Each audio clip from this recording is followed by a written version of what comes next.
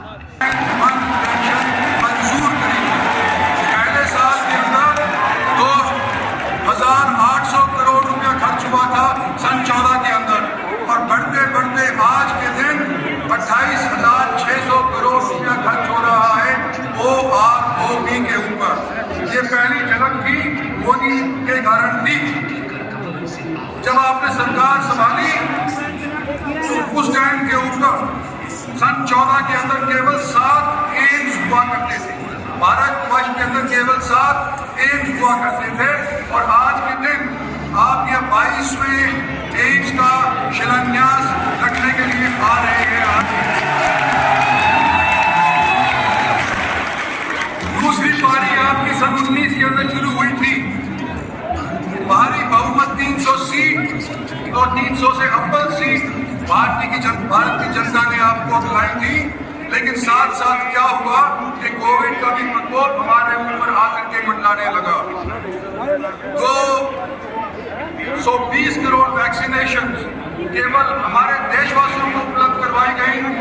150 मुल्क ऐसे हैं विश्व के अंदर कुल मिलाकर के यूनाइटेड नेशंस के अंदर 193 मुल्क हैं, लेकिन 193 मुल्कों में से 150 मुल्क ऐसे हैं जो भारत का आभार व्यक्त करते हैं, क्योंकि उनको वैक्सीन उपलब्ध नहीं थी। मोदी सरकार ने उनकी गारंटी में वैक्सीन को 150 मुल्कों को उपलब्ध करवाया। आयुष्मान भारत कार्ड आपने इशू करवाया, जिससे 50 करोड़ आज के दिन लाभार्थी देश के अंदर इसका फायदा उठा रहे हैं। जो भी देश विकसित होना चाहता है उसको इंफ्रास्ट्रक्चर के ऊपर खासा ध्यान देना चाहिए। अपने काम आए हैं, चाहे अमेरिका हो चाहे फ्रांस हो। मेट्रो के अंदर सन 14 के अंदर एक साल के अंदर केवल 23 किलोमीटर मेट्रो स्थापित हुआ करती थी, जो आज के दिन 63 किलोमीटर। यशस्वी प्रधानमंत्री श्री नरेंद्र मोदी जी ने देश को ढांचागत विकास के मामले में अग्रणी बनाने और 2047 तक विकसित भारत का जो लक्ष्य तय किया है, हरियाणा उस दिशा में कदम ताल करते हुए लगातार आगे बढ़ रहा है। ज्योति सर अनुभव के भारत सरकार की स्वदेश दर्शन स्कीम के तहत तीर्थ स्थलों पर विकास कार्यों को आगे बढ़ाते हुए हरियाणा में आज महाभारत थीम पर आधारित 240 करोड़ रुपए की लागत से तैयार ज्योति सर अनुभव केंद्र की गैलरी 1 और 2 और साथ ही केंद्रीय कक्ष बनकर तैयार है, जिसका उद्घाटन माननीय प्रधानमंत्री जी कर रहे हैं। ये संग्रहालय टच इंटरैक्टिव डिस्प्ले, LED दीवारें, presentation screen, immersive room, kinetics installation जैसी आधुनिक तकनीकों का प्रयोग कर बनाया गया है। लहरा रहा कामयाबी का परचम, हरियाणा में विकास के बढ़ते कदम। विकसित भारत, विकसित हरियाणा। वो तो टीम के मेंबर है ना। बहुत बहुत आभार भारत देश में ये यहाँ का 10 वर्षों में आत्मनिर्भरता का एक संकल्प है। स्वास्थ्य के क्षेत्र में, आधारभूत ढांचे के क्षेत्र में, हर क्षेत्र में जो अद्भुत कार्य हुआ है उसका लाभ देश में इसके विकास को, इसके प्रगति को, इसके व्यापार को, इसकी वाणिज्य को आज हमारा युवा ऐसे गौरव के साथ भारत की प्रगति का साक्षीदार भी है। आज इस देश में प्रधानमंत्री कहते हैं कि 4 ऐसे स्तंभ हैं, 4 ऐसे वर्ग हैं जो उनके लिए सबसे पहले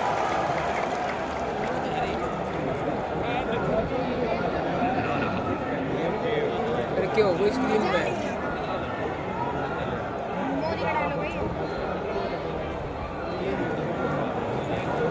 एक बार करतल ध्वनि आप सबकी तरफ से तालियों की गुजारिश चाहिए। प्रधानमंत्री महोदय ने यहाँ से हरी झंडी दिखाई है और वहाँ से रोहतक स्टेशन से ट्रेन रवाना हो रही है। रोहतक महम हासिल सेक्शन पर रेल सेवा का शुभारंभ इस रूप में हुआ है। देवियों सज्जनों, आभार प्रधानमंत्री महोदय का। देवियों सज्जनों, ये नया भारत है, आत्मनिर्भर और स्वावलंबी भारत, अमृत काल में विकसित राष्ट्र होने का संकल्प ले चुका भारत, गुलामी की सोच और परतंत्रता की मानसिकता और उसके प्रतीकों से मुक्त होता भारत, और राष्ट्रीय चेतना और राष्ट्र के प्रति गौरव के भाव से ओतप्रोत भारत और इस नए भारत के शिल्पी हैं। दूरदृष्टा युग प्रवर्तक देश के यशस्वी प्रधानमंत्री श्री नरेंद्र मोदी जी, जिनके नेतृत्व में देश के जन जन की ही आस्था नहीं है बल्कि आज पूरी दुनिया ऐसे नेतृत्व के समक्ष नतमस्तक है। आइए आपके करतल ध्वनि के साथ माननीय प्रधानमंत्री महोदय से निवेदन करें, उनसे प्रार्थना करें कि इस अवसर पर अपने संबोधन के लिए पधारें। माननीय प्रधानमंत्री श्री नरेंद्र मोदी जी।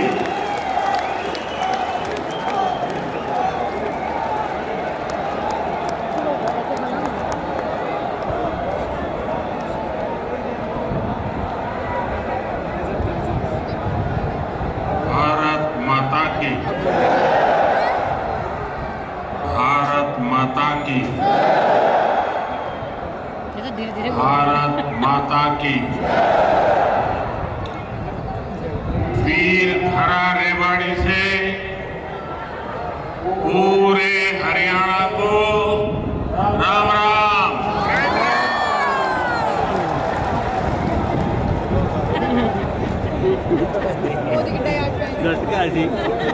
मैं जब भी रेवाड़ी आता हूँ तो कितनी ही पुरानी यादें ताजा हो जाती है। शर्मा जी, रेवाड़ी से मेरा रिश्ता निकलने की गली भी ढूंढ लो। कुछ अलग ही रहा। भीतर बना रखे आपने। मैं जानता हूँ रेवाड़ी के लोग फोन लेने गई थी, क्या होगा? कौन सा फोन? सर मिले ही नहीं। मिले नहीं। मोदी को बहुत ज्यादा प्यार करते हैं।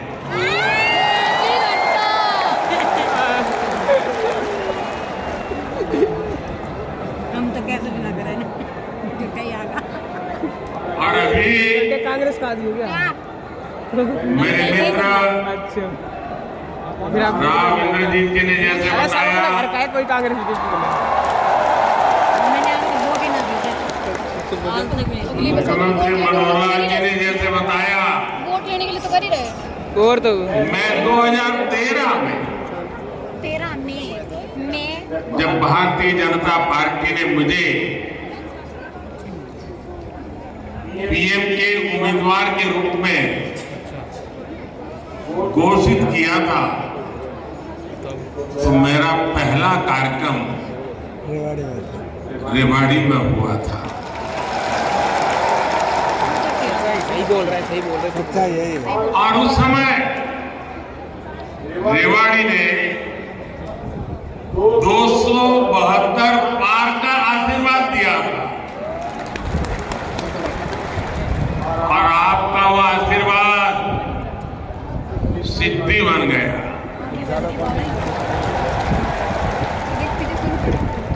अब लोग कह रहे हैं कि मैं फिर एक बार रेवाड़ी आया हूं तो आपका आशीर्वाद है अब की बार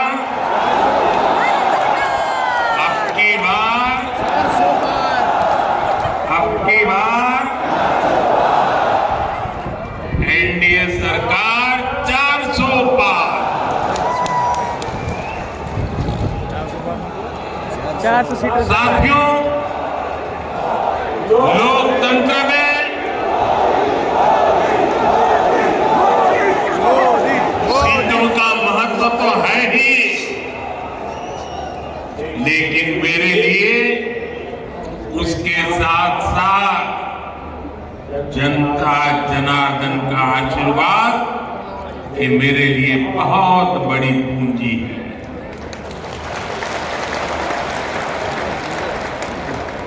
आज पूरी दुनिया में भारत नई ऊंचाई पर पहुंचा है तो ये आप सबके आशीर्वाद के कारण, ये आपके आशीर्वाद का कमाल है।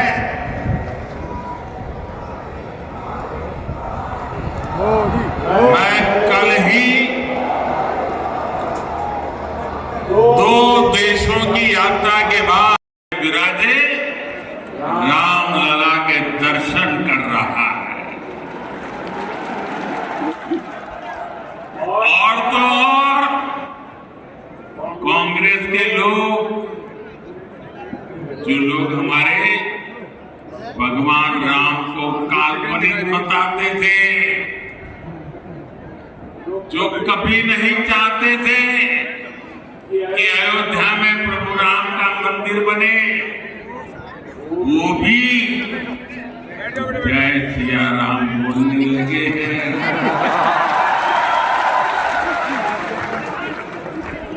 साथियों, कांग्रेस ने दशकों तक जम्मू कश्मीर से आर्टिकल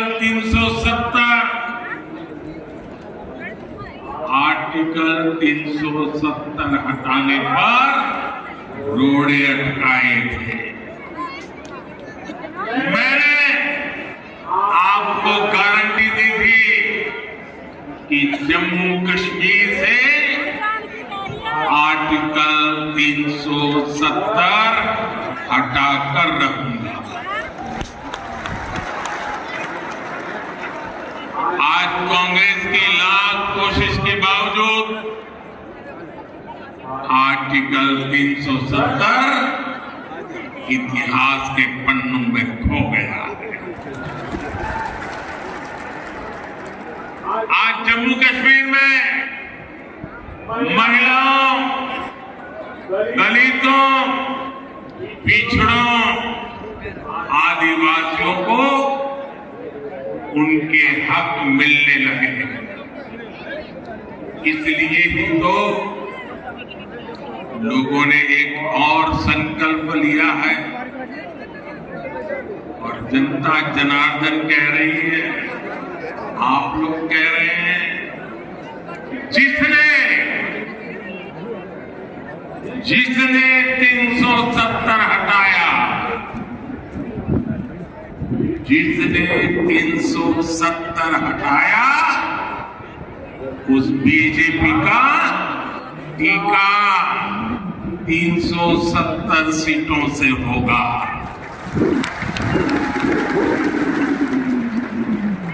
बीजेपी के 370 ही पहुंचाएंगे एनडीए को 400 पार। साथियों, यही रेवाड़ी में मैंने पूर्व सैनिकों को 1 रैंक 1 पेंशन लागू करने की गारंटी दी थी। कांग्रेस वाले सिर्फ 500 करोड़ रुपए दिखाकर 1 रैंक 1 पेंशन लागू करने का झूठ बोलते थे। रेवाड़ी की वीर धरा से लिया गया वो संकल्प मैंने आपके आशीर्वाद से पूरा किया। अभी तक ओआरओपी के तहत 1 रैंक 1 पेंशन के तहत पूर्व सैनिकों को करीब 1 लाख करोड़ रुपए मिल चुके हैं और इसके बड़े लाभार्थी हरियाणा के भी पूर्व सैनिक रहे हैं। सिर्फ रेवाड़ी के ही सैनिक परिवारों की बात करूं तो उन्हें ओआरओपी से 600 करोड़ रुपए से ज्यादा मिले हैं। आप मुझे बताइए, जितना पैसा रेवाड़ी के सैनिक परिवारों को मिल रहा है, उससे भी कम कांग्रेस ने पूरे देश के पूर्व सैनिकों के लिए बजट में रखा था, सिर्फ 500 करोड़। ऐसे झूठ और धोखेबाजी के कारण ही कांग्रेस को देश ने नकार दिया है। साथियों, मैंने रेवाड़ी वासियों को हरियाणा के परिजनों को यहाँ एम्स बनाने की भी गारंटी दी थी। आज यहाँ एम्स के निर्माण की प्रक्रिया शुरू हो गई है और हमारे राव इंद्रजीत तो इस काम के लिए लगातार वो बोलते कम है लेकिन जो तय करे उसके पीछे लगे रहते हैं।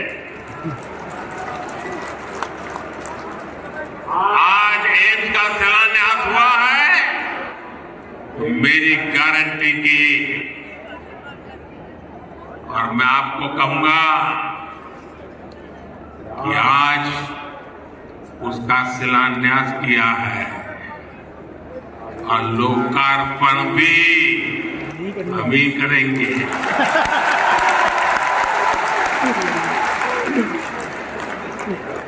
और इससे आपको बेहतर इलाज भी मिलेगा, युवाओं को डॉक्टर बनने का अवसर भी मिलेगा और रोजगार स्वरोजगार के भी अनेक अवसर बनेंगे। रेवाड़ी में देश का 22वां एम्स बन रहा है। पिछले 10 वर्षों में 15 नए एम्स स्वीकृत किए जा चुके हैं। आजादी के बाद से लेकर 2014 तक देश में करीब 380 मेडिकल कॉलेज बने थे। बीते 10 वर्षों में 300 से अधिक नए मेडिकल कॉलेज बने हैं। हरियाणा में भी हर जिले में कम से कम एक मेडिकल कॉलेज बनाने का काम तेजी से चल रहा है। साथियों, मैं ऐसी अनेक गारंटियां बिल पर गिना सकता हूं जो देशवासियों के आशीर्वाद से पूरी होती है। कांग्रेस का ट्रैक रिकॉर्ड क्या है?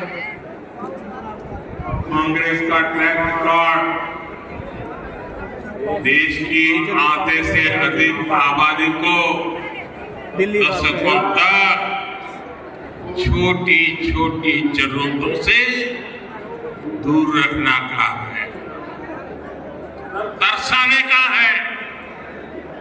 कांग्रेस का ट्रैक रिकॉर्ड सिर्फ एक परिवार के हित को देश और देशवासियों के हित से ऊपर रखने का। कांग्रेस का ट्रैक रिकॉर्ड इतिहास के सबसे बड़े घोटालों का है। कांग्रेस का ट्रैक रिकॉर्ड आतंकवाद और अलगाववाद को बढ़ावा देने का है।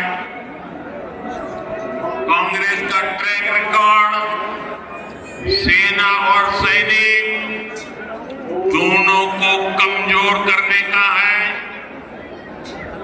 ये बातें याद रखनी जरूरी है क्योंकि आज भी कांग्रेस की टीम वही है, नेता वही है, नीयत वही है और उन सब की निष्ठा एक ही परिवार के लिए है। तो नीति भी तो वही होगी जिसमें लूट है, भ्रष्टाचार है, बर्बादी है। साथियों, कांग्रेस सोचती है कि सत्ता में रहना उसका जन्मसिद्ध अधिकार है, इसलिए गरीब का ये बेटा जब से पीएम बना है ये एक के बाद एक मेरे खिलाफ साजिशें करते जा रहे हैं। लेकिन ईश्वर रूपी जनता जनार्दन का आशीर्वाद मेरे साथ। कांग्रेस की हर साजिश के सामने जनता जनार्दन जनार्दन थाल बनकर खड़ी हो जाती है।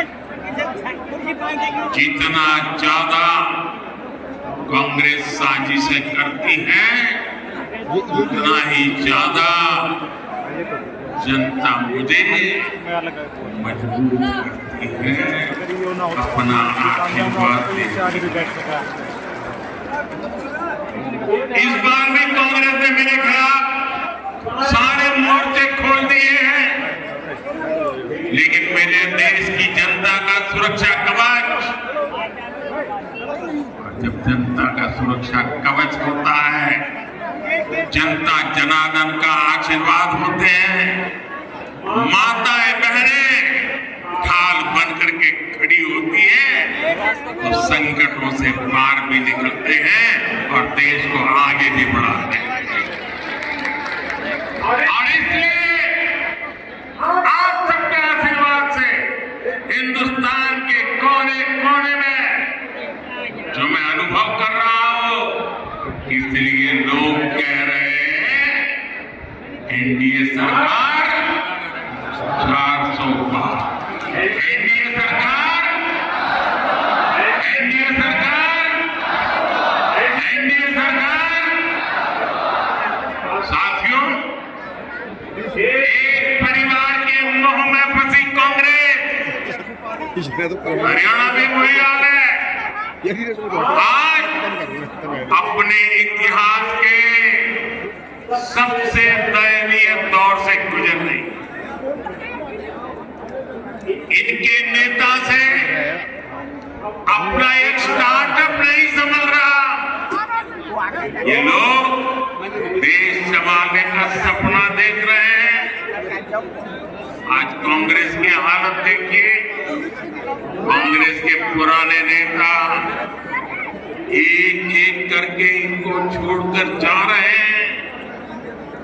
जिन्होंने कभी इनके साथ आने का इरादा किया था, वो भी इनसे भाग रहे हैं। आज स्थिति ये है कि कांग्रेस के पास अपने कार्यकर्ता तक नहीं बचे हैं। जहां कांग्रेस सरकार में है, वहां इनसे अपनी सरकारें भी नहीं संभल रही है। आज हिमाचल में लोगों को वेतन और पेंशन देने तक में मुश्किलें आ रही हैं। कर्नाटका में विकास की योजनाओं पर भी कांग्रेस सरकार काम नहीं कर पा रही है। भाई और बहनों, एक तरफ कांग्रेस का कुशासन है और दूसरी तरफ बीजेपी का सुशासन। यहाँ 10 वर्षों से डबल इंजन सरकार है। इसलिए गरीब कल्याण की जो भी योजनाएं मोदी ने बनाई है, उनके 100% अमल में हरियाणा अव्वल है। हरियाणा खेती के क्षेत्र में भी अभूतपूर्व प्रगति कर रहा है और यहाँ उद्योगों का दायरा भी निरंतर बढ़ रहा है। जिस दक्षिण हरियाणा को विकास में पीछे रखा गया, आज वो कहीं तेजी से आगे बढ़ रहा है। देश में रोड हो, रेल हो, मेट्रो हो, उनसे जुड़ी जो बड़ी परियोजनाएं हैं, उसी हिस्से से गुजर रही है। दिल्ली मुंबई एक्सप्रेसवे के, दिल्ली दौसा लालसोट के पहले चरण का उद्घाटन हो गया है।